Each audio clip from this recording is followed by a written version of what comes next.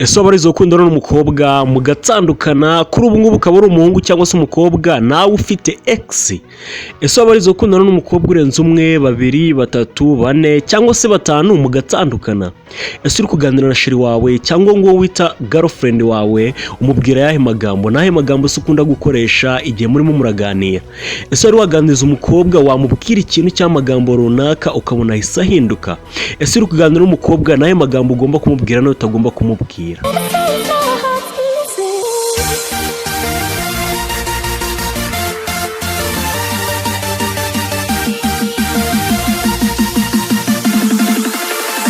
Yes ladies and gentlemen, ngo byifashe bite, ngo mumeze mute?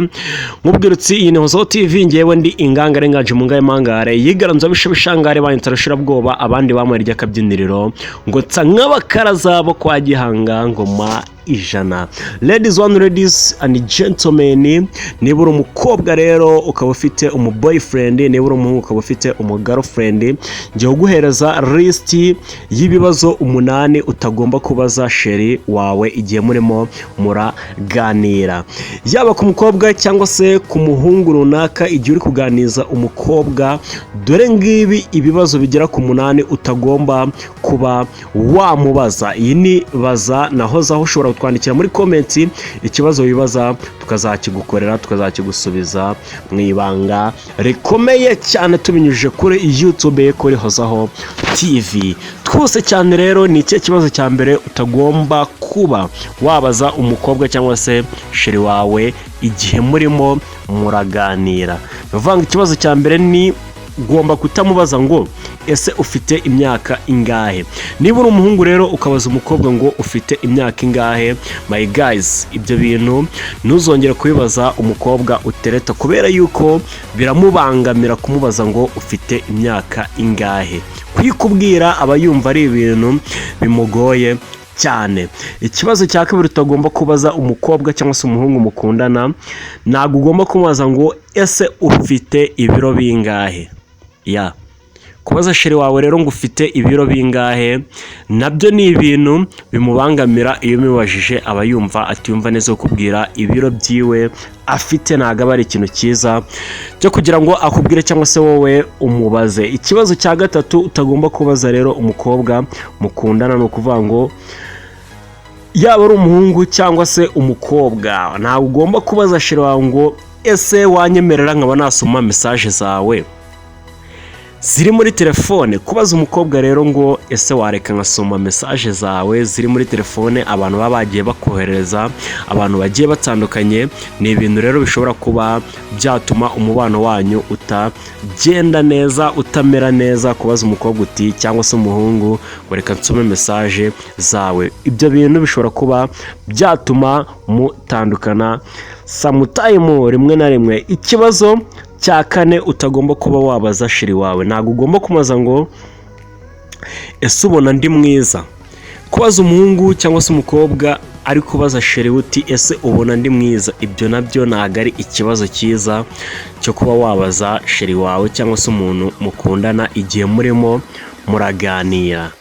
Please, ntabwo aba ari sawa. Ikibazo cya gatanu umuhungu cyangwa se umukobwa utagomba kuba wabaza sheri wawe cyangwa se umuntu murimo murakundana muri iyi minsi, ntabwo ugomba kumubaza ngo ese winjiza amafaranga angahe.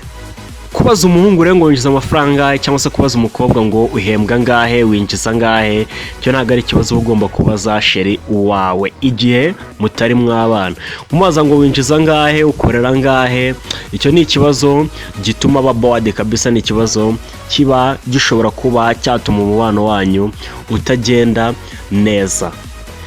Niba rero ugejeje kuri uyu munota ukirimo uratwumva, my guys, my sister, ni akantu gato nkwisabira, kanda subscribe dukomeze ibintu byose ari uburyohe. Ikibazo cya gatandatu udakwiye kubaza umukobwa cyangwa se umuhungu mukundana, ese ni ikihe? Ladies and gentlemen, nuvuga ngo ikibazo cya gatandatu udakwiye kubaza sheri wawe ntabwo ugomba kumubaza ngo ese watandukanye n'umuntu mwakundanye cyangwa se umukobwa cyangwa se umuhungu mwakundanye mbere, mwatandukanye mupfuye iki cyangwa se bigenze bite. Iyo ubibajije rero umuntu mukundana, yaba ari umukobwa cyangwa se umuhungu, my guys, rekera kubimubaza kuko biramubangamira.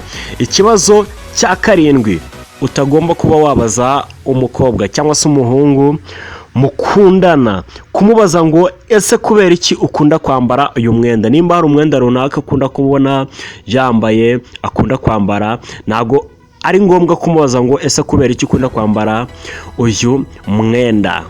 Yes gentlemen, kuko nabyo ashobora kuba ari impamvu runaka ituma yambara uwo mwenda. Rero kubimubaza niba uri umukobwa cyangwa se umuhungu, ntabwo ari ngombwa kuba wabimubaza.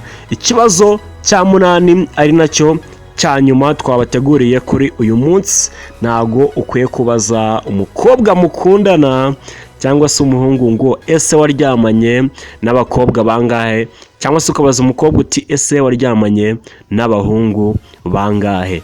Kubibaza rero umukobwa mukundana, uwo wita sheri wawe, uwo wita girlfriend, uwo wita pucuri, uwo wita amazina agiye atandukanye, bombo, sweet, uwo wita amazina meza kabisa umutaka, ntago ugomba kumubaza icyo kibazo ngo ese waryamanye n'abahungu bangahe, cyangwa se waba uri umukobwa ntago ugomba kubaza umuhungu uti ese waryamanye n'abakobwa bangahe. Iyi nibaza na Hozaho episode ya 4, utazacikwa na episode ya 5, tuzakubwira n'ibibazo ukwiye kuba wabaza sheri wawe. We love you so much.